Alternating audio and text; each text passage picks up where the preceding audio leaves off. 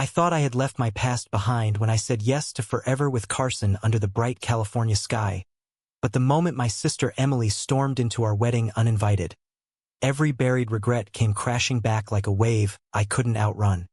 Carson's hand tightened in mine as the entire Vineyard Chapel fell silent. 200 guests turning in their white folding chairs while the string quartet stuttered to a stop mid-melody. The sun poured golden light through the open beams of the rustic barn-turn chapel on the edge of Napa Valley. Exactly the way we'd pictured it when we booked this spot 6 months ago. White roses and eucalyptus lined the aisle, fairy lights twinkled even in daylight, and our chosen family, friends who'd become brothers, smiled from every row. Carson looked incredible in his charcoal tux, the same shade as mine. His dark hair perfectly styled and those green eyes I fell for in college now locked on me with a mix of love and sudden alarm. We had waited until we were both 30, built careers in Los Angeles. Me in marketing, him in graphic design, and finally felt ready to stand here as husbands. No more hiding, no more half-truths at office parties. This was supposed to be our declaration to the world. But Emily shattered it all in one dramatic entrance. She wore a simple navy dress, her blonde hair pulled back tight the way our mother used to do it, and her face flushed with something between fury and desperation. She had driven 4 hours from Sacramento without an invitation because I had made the deliberate choice not to send one. 5 years earlier, when I came out to the family at 25, Emily had been the loudest voice urging me to think about Mom and Dad. She said my truth would break their hearts, that it was selfish, that I owed them a normal life. Mom cried for weeks. Dad stopped speaking to me for months. The rift grew until I stopped going home altogether. When Mom passed 2 years ago and Dad followed last winter, Emily and I exchanged only brief, icy texts at the funerals. I refused to let her judgment poison the happiest day of my life. Now here she was, marching down the aisle like she owned the place. "Justin, we need to talk," she called out, voice cracking but loud enough for everyone to hear. Murmurs rippled through the crowd. My best friend Alex, who had stood as my witness, looked pale in the front row. Carson stepped closer to me, his shoulder brushing mine protectively. "Emily, this isn't the time," I managed, my throat tight. But she didn't stop until she reached the altar steps, eyes glistening. The officiant, a kind lesbian minister we'd chosen for exactly this reason, cleared her throat. "Perhaps we should take a short break." Guests shifted uncomfortably. I felt heat rise in my cheeks. Not shame, but a boiling mix of anger and the old familiar fear that my sexuality would once again cost me everything. Carson whispered, "Whatever this is, we face it together." His calm steadied me, but inside I was spiraling. How had she even known the venue? We had kept the guest list tight on purpose. As the crowd dispersed to the adjacent garden for refreshments, Emily pulled me aside near a blooming rose arch. "I know you didn't want me here," she said, voice low. "But I couldn't stay away. Not after everything." Her words hung between us, heavy with history. I remembered the night I told her first, back in our childhood kitchen in Sacramento, the same house where we'd fought over toys as kids. She had hugged me then, but the next day she sat me down and said, "This changes things for all of us. Mom's health isn't great. Do you really want to add to that?" I had walked out and part of me never came back. Carson joined us, his hand finding the small of my back. "I'm Carson," he said simply, offering her a nod instead of a handshake. Emily looked at him, really looked, and something softened in her expression for the first time. "I know who you are. Justin's talked about you in the few messages we've exchanged." She reached into her purse and pulled out a worn envelope. "Mom left this for you, Justin. She wrote it before she got too sick. I was supposed to give it to you years ago, but I was scared. Scared of what it said. Scared of losing the last piece of our family." My heart hammered. A letter from Mom? After all this time? Guests milled around the garden tables, sipping champagne and pretending not to stare. Alex hovered nearby, guilt etched on his face. I suspected then he must have told her. My supposed ally had gone behind my back to fix things, The betrayal stung, but Emily's trembling hand holding that envelope demanded my attention first. We stepped further into the shade of an old oak tree, away from prying eyes. Carson stayed right beside me, a silent pillar. Emily wiped her eyes. I drove all night because I couldn't let you marry without knowing the truth. Mom accepted you, Justin. She always did. She just didn't know how to say it while Dad was alive. The words landed like stones in still water, sending ripples through every defense I'd built. I had spent years convincing myself that my family could never love the real me. Now this uninvited guest was forcing me to question everything. The afternoon sun warmed the vineyard hills, but inside I felt cold. Carson squeezed my arm. "Open it when you're ready," he murmured. Emily nodded, stepping back. "I'll wait. But please, brother, don't shut me out again." For the first time in years, her voice held no judgment, only regret. Yet the damage was done. The ceremony halted, whispers spreading like wildfire among our friends. This gay wedding, meant to be our triumph, had already become something else entirely. I stared at the envelope, Mom's familiar cursive on the front spelling my name. Carson's steady presence reminded me why we were here. Love wasn't just the easy parts. It was standing in the storm and choosing each other anyway. But as Emily walked toward the refreshment table, I wondered if choosing to hear her out would cost me the one day I had fought so hard to claim. The letter burned in my pocket like a live coal while Carson and I retreated to a small private gazebo overlooking the vines. Guests sipped mimosas and tried to act normal, but I caught the sideways glances. Alex approached us hesitantly. His usually confident stride faltered. "Justin, man, I can explain," he started. But I cut him off with a raised hand. "Not now." The betrayal from my best friend, the guy who had toasted us at every anniversary, sat heavy alongside Emily's arrival. He must have found the venue details on my laptop during our last poker night and reached out, thinking he was helping heal old wounds. Instead, he had invited chaos.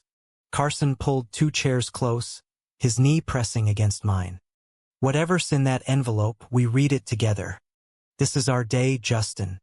No one takes that from us." His voice, steady and warm with that slight Midwest accent he'd never quite lost, grounded me.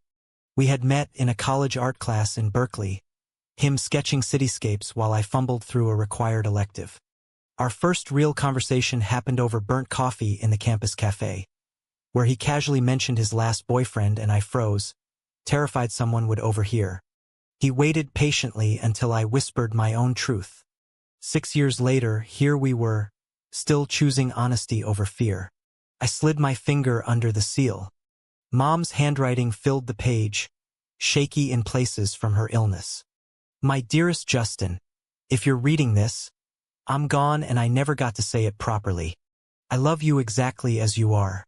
Your happiness with Carson. That's what I want for you. I was wrong to let fear silence me. Forgive me, and forgive your sister. She carried my burdens too long." Tears blurred the ink. All those holidays I skipped, all the calls I let go to voicemail because I assumed rejection. Mom had known. She had accepted. And Emily had kept this from me. Emily appeared at the gazebo steps, hands clasped tightly. I was supposed to mail it after the funeral, but Dad was so angry. He said it would dishonor her memory. I was scared, Justin. Scared of losing the only family I had left. Her confession cracked something inside me. I remembered her at Mom's bedside, reading aloud from old photo albums while I stayed away, too hurt to face the woman who had once told me to hide who I loved. Carson stood, offering her his chair. "Sit. Let's talk like adults." The 3 of us sat in the dappled shade, the scent of lavender from the garden mixing with tension. She told us how Dad's disapproval had poisoned her view, how she spent years in therapy after Mom died, realizing her own role in pushing me away. I thought protecting the family meant protecting an image. I was wrong. Her eyes met mine, raw and honest. For the first time, I saw not the judgmental older sister but a woman carrying her own guilt. Carson listened without interrupting, his hand never leaving my shoulder. When she finished, silence stretched until I spoke. You hurt me, Em. Deeply. But Mom's words, they change things. I folded the letter carefully, tucking it back into my jacket. Alex hovered at a distance, finally approaching when I nodded. I thought bringing her here would give you closure before you said your vows. He admitted, voice thick. I was out of line. I'm sorry. Carson's jaw tightened. He had always been protective of our boundaries, but he extended a hand. Fix it by helping keep the day moving. Alex nodded gratefully and headed back to calm the guests. As the sun climbed higher, we decided to resume the ceremony in an hour. Emily offered to leave if I wanted, but something in Mom's letter made me ask her to stay. Not as a guest of honor, just present. She smiled through tears. Carson pulled me aside again. You're choosing growth today. I'm proud of you. His words wrapped around the ache in my chest like a bomb. Yet doubt lingered. Could one letter erase 5 years of distance? Could I trust Emily not to judge the life Carson and I had built? The apartment in Silver Lake, the pride parades we marched in, the quiet nights where we talked about adopting someday? The officiant gathered everyone back inside. The quartet restarted, softer this time. Carson and I stood at the altar once more, but the magic felt fragile now, laced with the weight of unresolved history. Emily sat in the back row, hands folded in her lap. As the vows began, I glanced at her and saw genuine hope in her eyes. Maybe this uninvited arrival wasn't destruction after all. Maybe it was the missing piece forcing me to confront the man I had become. But as I recited my promises to Carson, to love you through every storm, a new fear crept in. What if opening this door to family meant inviting more pain later? Carson's steady gaze held mine, reminding me we had survived worse. The ring slid onto his finger, cool and certain. For now, that was enough. The reception tent glowed with string lights as evening settled over the vineyard. But the real light came from Carson's smile when we finally shared our first dance. Guests clapped, Emily included, clapping politely from her table near the edge. She had kept her word, stayed in the background, nursing a glass of sparkling water while friends toasted us. Yet every time our eyes met, the conversation from the gazebo echoed. Mom's acceptance had cracked open a door I thought was nailed shut, but walking through it meant facing the full mess I'd left behind. Carson spun me gently under the lights. You okay? He murmured against my ear. I nodded, inhaling his familiar cologne. Better than okay. Just processing. He understood without needing details. That's what 6 years together did. It built a language beyond words. We had weathered his parents' lukewarm response to our engagement and my complete cutoff from mine. Now Emily's presence forced me to question if complete cutoff had been the right choice after all. Later, during dinner, Alex approached our sweetheart table with a plate of appetizers as a peace offering. Truce? He asked, eyes hopeful. Carson laughed softly. Only if you promise no more surprise guests. The three of us talked easily, the earlier tension easing into the rhythm of old friendship. But Emily watched from afar, and I felt the pull. During a lull, I excused myself and walked over. Walk with me, I asked. She stood quickly, following me out to the gravel path between vines. The night air carried hints of earth and distant oak. Crickets hummed. Thank you for staying, I said finally. Emily kicked a pebble. Thank you for letting me. I didn't come to ruin anything, Justin. I came because Mom's letter was burning a hole in my drawer. And because I've spent years watching you succeed from the sidelines, proud but too ashamed to say it. Her confession landed softly, like rain on dry soil.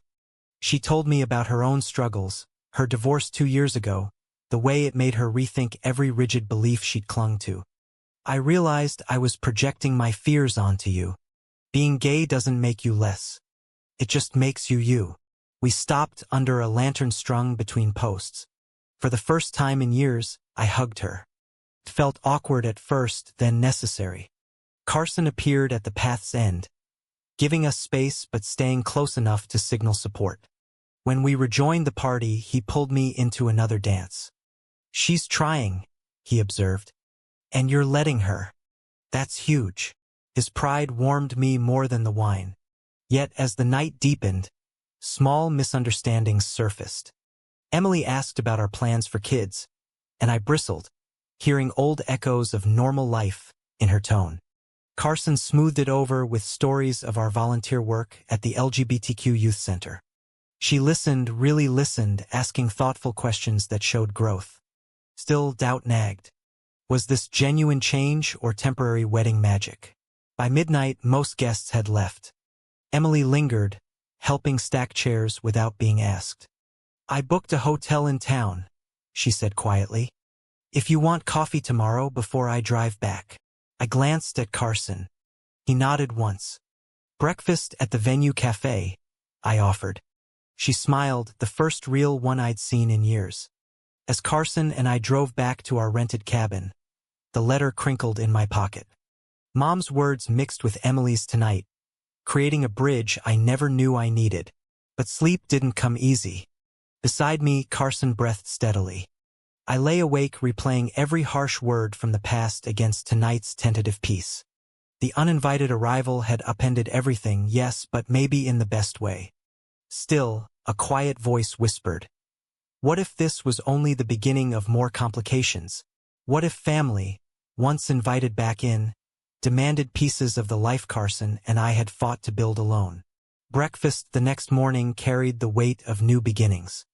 The cafe overlooked the same vineyard where we'd set our vows, now quiet except for staff clearing last night's remnants.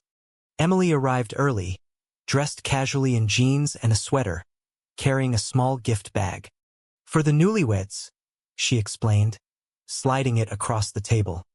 Inside were 2 framed photos, one of Carson and me from college that Mom had kept hidden, the other a recent shot Emily had printed from my social media. The gesture landed softly, chipping away more of my armor. Carson ordered avocado toast for all of us, keeping the mood light with stories of our disastrous first apartment in LA. The leaky roof, the neighbors' loud parties. Emily laughed genuinely, sharing her own post-divorce mishaps. For an hour, it felt almost normal, like the sibling bond we'd lost had found a new shape. But then she mentioned Dad's final months. "He asked about you once, Justin. I think he regretted the silence too." The words stirred old anger. Dad had never reached out, never apologized. Emily saw my face tighten. "I'm not excusing him, just sharing what I know now." Carson set his coffee down. "Families are complicated. We don't have to solve it all today." His calm diffused the moment, but inside I felt the pull of old wounds reopening. We walked the vineyard paths afterward, the 3 of us. Emily asked about our honeymoon plans in Hawaii, genuinely interested. Carson described the beach house we'd rented, the luau's we'd booked. Her questions showed she wanted to be part of our future, not just the past. Yet tension built when Alex texted me an apology video from the road. Emily saw my phone screen and froze. "He contacted me first," she admitted. "I almost didn't come." The revelation hit like a second betrayal. Alex had played both sides, thinking he knew best. Carson's jaw clenched. We trusted him. I felt torn, grateful for the outcome but furious at the method. Emily touched my arm. "Don't let it ruin what we started fixing." Her words echoed Mom's letter, pushing me toward forgiveness I wasn't sure I had. Back at the cabin that afternoon, Carson and I sat on the porch swing. "I almost called off the whole day yesterday," I confessed. He turned to me, eyes serious. "I know, but you didn't. You chose us." His words carried the weight of every sacrifice we'd made. Late nights supporting each other's careers, standing together at Pride events while I scanned for familiar faces that never appeared. Now Emily's presence forced a new choice: integrate the past or keep the walls up. That evening, Emily joined us for a quiet dinner at the venue. Conversation flowed easier, but when she asked if she could visit us in LA next month, I hesitated. Carson answered for both of us. "We'd like that." Her smile was tentative, hopeful. As we said goodnight, She hugged me longer than before. I'm proud of the man you've become, Justin, and of the life you've built with Carson. Driving home the next day, the California hills rolling past, I held Carson's hand over the console. The wedding had been upended, yes, but in the wreckage we'd found pieces worth keeping. Still, a quiet crisis brewed inside me. Could I truly let Emily back in without losing the hard-won independence that defined my identity as a gay man in America? Carson sensed it. "One step at a time," he said. Those words became my anchor as we headed toward our new chapter, married, stronger, but forever changed by one uninvited arrival. Weeks blurred into months after the wedding. Back in our Silver Lake apartment, life resumed with new rhythm. Carson's latest design project for a nonprofit kept him at his drafting table late into evenings, while I pitched campaigns that celebrated diversity. Emily texted regularly, light updates about her job in Sacramento, questions about our weekend plans. Each message chipped away at the wall I'd built.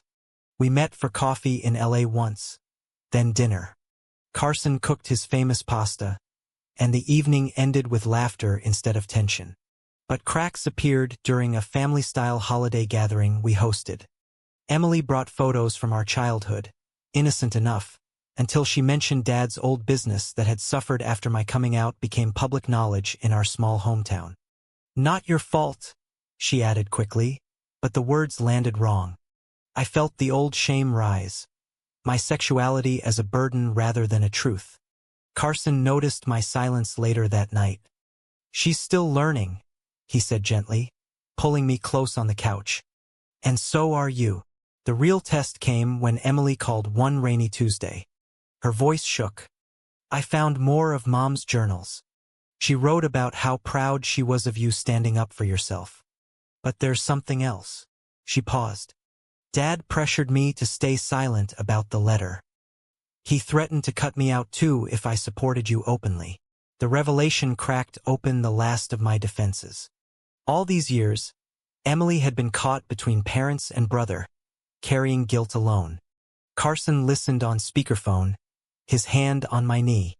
"Come stay with us this weekend," he offered without hesitation. She arrived Friday evening with a suitcase and the journals. We stayed up late reading passages aloud, tears mixing with laughter at Mom's quirky observations about our teenage antics.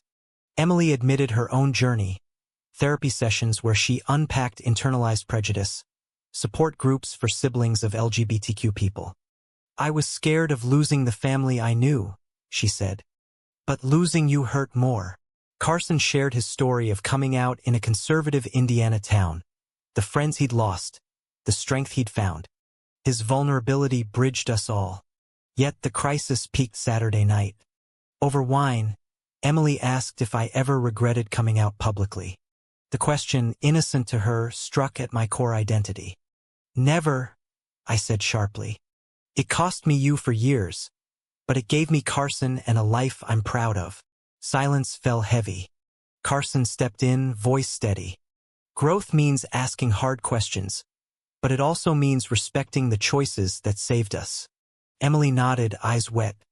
"I respect you, Justin, more than I showed before." The next morning, we hiked Griffith Park together. At the overlook, city sprawl glittering below, Emily turned to us. "Thank you for giving me another chance. I won't waste it." Carson and I exchanged a look, the same one from our altar. Forgiveness wasn't erasure. It was forward motion. As we descended the trail, I felt lighter, the internal storm finally settling. The uninvited arrival had forced every confrontation, every misunderstanding, every sacrifice. Now it delivered awakening. Spring brought cherry blossoms to our neighborhood streets, and with them came Emily's third visit. This time she stayed a full week, helping Carson repaint our guest room while I wrapped a major campaign. Evenings turned into game nights and deep talks that wove our lives tighter. One Saturday we drove to the coast, the three of us walking the beach as waves crashed. Emily watched Carson and me walk hand in hand, no longer flinching at public affection. "You two make it look easy," she said. Carson laughed. "It's work. Worth every bit. Back home that evening, we sat on the balcony with takeout Thai food. Emily pulled out a small box. A late wedding gift. Inside were 2 custom keychains engraved with our names and the vineyard date. Simple, thoughtful. "So you remember where the healing started," she explained. I hugged her tightly, the last traces of resentment dissolving. Carson raised a glass. "To chosen and blood family learning to coexist." The following month, we visited Sacramento together, my first time back in years. Emily hosted a small barbecue with her new partner, a kind teacher who welcomed us warmly. Neighbors stopped by, conversations flowing without awkwardness. Dad's old house felt different now, lighter. I stood in the backyard where I once came out and felt only peace. Carson slipped his arm around my waist. "You've come full circle." Months later, on our first anniversary, we returned to the Napa vineyard for a quiet vow renewal. Just us, Emily, and Alex, who had earned his place back through consistent effort. Under the same oak tree, we repeated promises, voices stronger now. Emily wiped tears as she read a short blessing she'd written, honoring Mom's words. The sun shone bright, exactly as on our wedding day, but this time no doors slammed open. Only love walked through. That night, as Carson and I lay in the same cabin, he traced circles on my chest. "We almost lost today once," he whispered. "But we fought for it." I kissed him, gratitude overwhelming. The journey from that shocking arrival to this moment had tested every part of me. My identity, my choices, my capacity to forgive. Emily's uninvited presence had upended our wedding, forced every confrontation and misunderstanding, demanded every sacrifice. In the end, it delivered the greatest awakening. Family isn't just blood or choice. It's the courage to rebuild both. True or false, the family we choose is always stronger than the one we're born into.